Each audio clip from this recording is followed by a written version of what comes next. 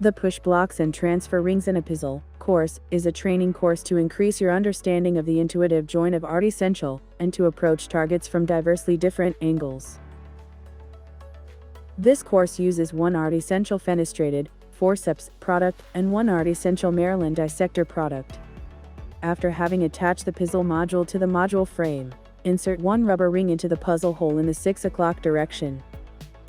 Prepare for training after having pushed the puzzle block again into closed state. Using the fenestrated forceps with the left hand, grasp one block of the puzzle module from the top and push to open and close the puzzle block.